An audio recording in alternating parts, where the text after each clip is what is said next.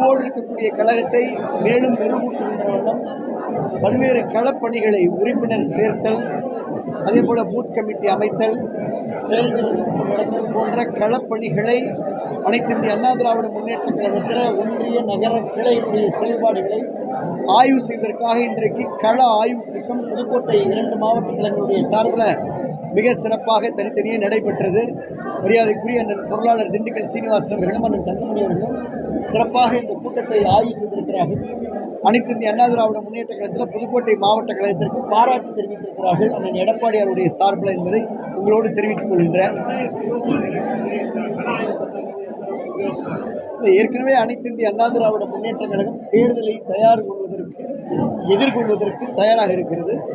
இந்த கள ஆய்வும் இன்னும் இந்த இயக்கத்தை இன்னும் வேகத்தோடு இருக்கிற வேகத்தை இன்னும் இந்த வேகத்தை அதிகப்படுத்துகின்ற, இன்னும் முனைப்போடு களப்பணி ஆற்றுவதற்கு இந்த கூட்டம் நிச்சயமாக எங்களுக்கு ஒரு உற்சாகமாக இருக்கின்றதை நாங்கள் உணர்றோம்.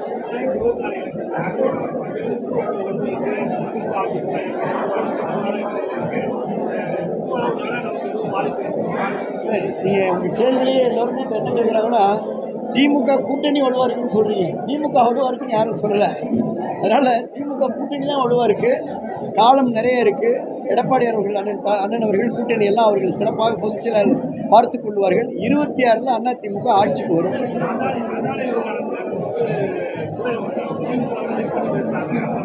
இல்லை, அந்த கருத்தை நான் பார்க்கல. உன்னுடைய கேள்வியை திமுக கூட்டணி பலமாக இருக்குன்னு எல்லாரும் கேட்குறாங்க. அப்படின்னா திமுக கூட்டணி தான் பலமாக இருக்குங்கிறத உங்கள் கேள்வியிலேருந்து நான் கருத்து சொல்கிறேன். பருவமழை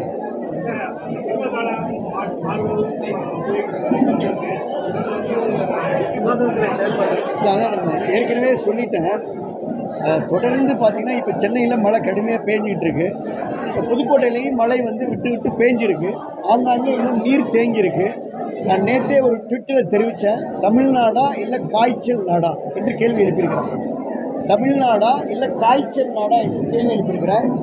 எல்லோருக்குமே பிறந்த பச்சிளம் குழந்தையிலிருந்து வயதான முதியோர் வரை, பெண்கள் வரை, கர்ப்பிணி பெண்கள் வரை எல்லாத்துக்குமே கடுமையான காய்ச்சல் வருகிறது. புதிய ஒரு வைரஸ் தொற்று ஏற்படுகிறது.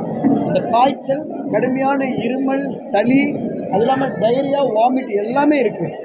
பொதுவாக பருவ காலத்தில் காய்ச்சல் வந்தால் 2 நாள் 3 நாள், அதிகபட்சம் ஒரு 7 நாளில் போகும். ஒரு ஆன்டிபயோட்டிக்கே ரெஸ்பாண்ட் பண்ணாத காய்ச்சல்னு மருத்துவர் என்கிட்ட சொல்கிறாங்க. சார், ரொட்டீனாக இப்போ வர்ற காய்ச்சல் ஆன்டிபயோட்டிக்கு ரெஸ்பாண்ட் பண்ணல சார். சில வைரஸ் தொற்று ஆன்டிபயோட்டிக் போகிறப்போ அது செட்டில் ஆகும். அதனால் மருந்து மாத்திரைகளுக்கே கட்டுப்படாத ஒரு புதிய கிருமியினுடைய காய்ச்சலாக இந்த காய்ச்சல் தமிழ்நாடு முழுக்க பரவலாக இருக்குது. இதுதான் நான் சொல்கிறேன். அதனால் இதை குறித்து இந்த அரசாங்கம் எந்த அக்கறையும் எடுத்துக்கணும். அரசாங்கம் மக்களுக்கு தெரிவிக்கணும், இது மாதிரியான ஒரு காய்ச்சல் இருக்குது, இப்போ ஒரு வாரத்தில் சரியாகாது, 10 நாள்லேருந்து 15 நாள் ஆகணும், ஆன்டிபயோட்டிக்கை அதிக நாள் எடுக்கணும் அப்படின்னு இதை ஆய்வு செஞ்சு கொடுக்க வேண்டிய சுகாதாரத்துறை அதை கொடுக்கலை, செய்யலை. மக்கள் மிகுந்த வேதனையோடு இருக்கிறாங்கன்றதை நான் பதிவு வைக்கிறேன். அரசு மருத்துவமனையிலையும் கூட்டம் அதிகமாக இருக்குது, தனியார் மருத்துவமனையிலையும் அதிக கூட்டம் இருக்குது, படுக்கைகள் நிரம்பிட்டு இருக்கு. ஆனால் அரசு மருத்துவமனையில் மருத்துவர் இல்லை, போதிய மருந்துகள் இல்லை, போதிய விழிப்புணர்வு இல்லை. டெங்கு இருக்குது. நாங்கள்லாம் இருக்கிறப்ப டெங்குலாம் குறும்படம் போடுவோம். ஒரு காய்ச்சல் தொற்று பருவமழை வருதுன்னா பருவமழையில் நீர் தேங்க செய்யும். தேங்கிய நீரில் கிருமி பரவும். அதை நம்ம கிருமி நாசினி போடணும், பண்ணல. டெங்கு பணியாளர் இல்லை, மருத்துவ பணியாளர் இல்லை, மருத்துவர் இல்லை, செவிலியர் இல்லை, போராட்டம் நடக்குது, மக்கள் பாதிக்கிறாங்க. இதுதான் கருத்து.